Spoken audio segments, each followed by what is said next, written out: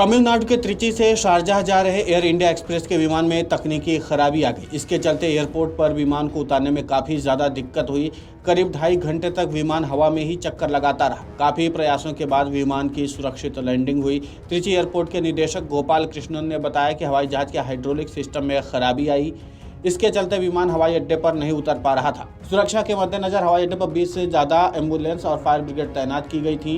Airport प्रबंधन के मुताबिक 140 यात्रियों को लेकर एयर इंडिया एक्सप्रेस का विमान AXB 613 त्रिची से शारजाह जा रहा था। एयरपोर्ट से भी उड़ान भरने के बाद विमान के हाइड्रोलिक सिस्टम में खराबी आई। इसके बाद पायलट ने इमरजेंसी घोषित करते हुए एयरपोर्ट प्रबंधन को इसकी सूचना दी। एयरपोर्ट प्रबंधन ने बताया कि विमान को उतरने में समस्या हो रही थी।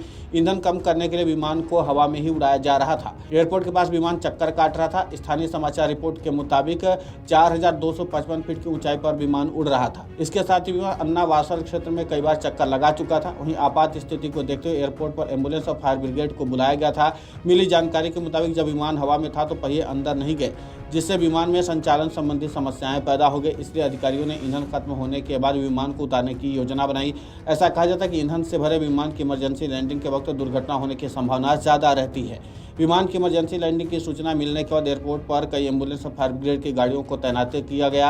हालांकि राहत की बात यह रही कि एयरपोर्ट पर विमान की सुरक्षित लैंडिंग हो गई है और सभी यात्रियों को सुरक्षित रखा गया है, यानी किसी भी यात्री को किसी भी प्रकार का नुकसान नहीं पहुंचा है। इसके नाते से स्थानीय एयरपोर्ट प्रबंधन ने भी राहत की सांस ली है। इसी के साथ एयरपोर्ट प्रबंधन अब इस बात की जानकारी इकट्ठा करेगा कि विमान में तकनीकी खराबी आखिर कैसे आई और इसकी जाँच पहले क्यों नहीं की गई थी। तमाम पहलुओं की बारीकी से जाँच की जाएगी। लेकिन अच्छी खबर यह है कि फिलहाल सभी यात्रियों को सुरक्षित निकाल लिया गया है और विमान को सुरक्षित लैंड करा लिया गया है। वहीं तमिलनाडु के मुख्यमंत्री M.K. स्टालिन ने भी इस घटना पर अपनी चिंता व्यक्त करते हुए इस बात पर खुशी जाहिर की है कि विमान की सुरक्षित लैंडिंग हो गई। उन्होंने कहा कि हमने जरूरी अधिकारियों से बातचीत की और जरूरी दिशा निर्देश भी उनको साझा किया। हालांकि मुझे इस बात की खुशी है कि बिना किसी नुकसान के विमान सुरक्षित लैंड हो गया है। इस बारे में और भी विस्तृत जानकारी हमने मांगी है कि आखिर ये पूरी घटना हुई कैसे है। Video desk amarujala.com।